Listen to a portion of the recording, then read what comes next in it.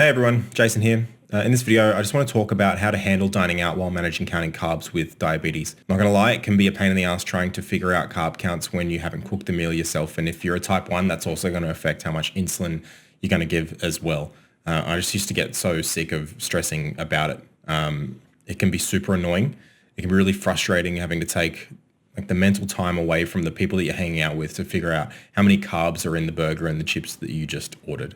But luckily, there are a few tips to help you handle it without losing your mind and having a shit time when you're supposed to be out enjoying yourself. Firstly, let's look at some of the main carb sources you'll likely encounter, which can raise the biggest questions. For me, it's usually bread, pasta, rice, potato. If I'm particularly hungry that day, it could be all three. Who knows? Point is, if you didn't cook it, how are you meant to know how many carbs you're looking at on your plate? Now, in the world of living with diabetes, you might have heard the term exchanges, which is just another way to say 15 grams of carbohydrate. So one exchange equals 15 grams of carbohydrate. And counting in 15s has just become my default way of measuring carbs in a meal. And when it comes to things like bread, it's pretty simple.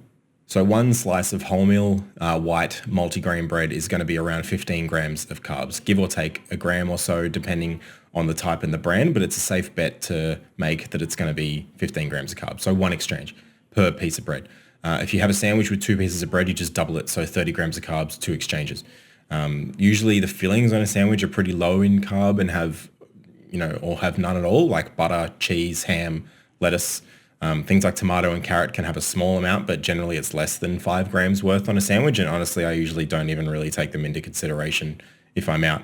I just focus on the bread as the main carb source. Bread rolls are usually a little harder to carb count than sliced bread and really just depend on the size. But generally something like a standard burger bun, you're looking at between 25 to 30 grams of carbs again. And anything larger than that could be anywhere up to 50 to 60 grams. These are a bit harder to predict, but as a type 1, if I'm unsure, I'll just give myself a little bit less insulin and monitor, and I'll correct it later if I have to, because I'd rather go a little bit high once in a while when I'm out than go low and end up in hypo territory. Next on the list is pasta. Pasta can be a bit tricky to carb count when you're eating out because there's so many different types. But for a serving of pasta that is a little smaller than the size of your hand, you're probably looking at about 3 exchanges or 45 grams of carbs, maybe a little bit more. Then you'd have to factor in the sauces, which, like a sandwich filling, usually aren't too bad. Just like the sandwich, again, just focus on the main source of carbs, which is going to be the pasta. You're meant to be out enjoying yourself, not stressing over the difference of 5 grams of potential carbs. Now, carb counting rice when you're eating out, rice is in so many things. You've got risotto, fried rice, sushi. You might have it in a burrito. It might be plain on the side of your plate. And again, there's so many different types. You've got white, brown, jasmine, basmati, and they're all a little bit different. But if you're out and you're looking at a dish with rice, it can be a bit confusing. A relatively small portion of rice, like what you might think would fit into a tin of tuna, is around 2 exchanges or 30 grams of carbs. One piece of nigiri, which is the little bed of rice with a slice of salmon on the top that you get from a sushi place, are around 10 grams of carbs each. Usually the same for one slice of a sushi roll as well. For the whole sushi roll, you're probably looking at closer to 30 grams depending on the size of the roll. Again, just focus on the main source of carbs here. Cucumber and tuna isn't going to make a difference here. Neither is a bit of soy sauce, so just focus on eating some sick sushi. Lastly, and my favorite, potato. So hot chips, baked potatoes, mashed potatoes, jack potatoes, all of them. For a baked potato, again, around the size of a tin of tuna, 20 grams of carbs, give or take.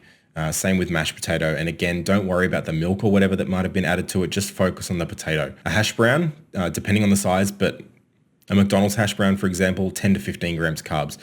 Fries, forgive me for using McDonald's as an example again, but for me, it's the easiest to picture in my head. A small chips from Macca's, 30 grams of carbs, medium chips, 40 grams, large chips, 55. Those are for the smaller sort of French fry style, the shoestrings fries. If you're getting something chunky like the ones from KFC, regular is around 35 grams and a large is 50 grams, 2 to 2 and a bit exchanges. So if you're on insulin, to make eating out a little bit easier, just consider splitting your boluses at different points during the night. This is okay to do, and it can make it easier to manage everything. If you have an entree, bolus for that. When your main comes, have a look, bolus for that. Dessert and coffee after, same. This will help to prevent spikes and crashes if you're eating at different points. The biggest tip that I have when eating out where you can is just to try not to drink your carbs. It's just one less thing to worry about and usually the easiest thing to replace. Go for the Coke no sugar instead of regular Coke, the Pepsi Max over regular Pepsi.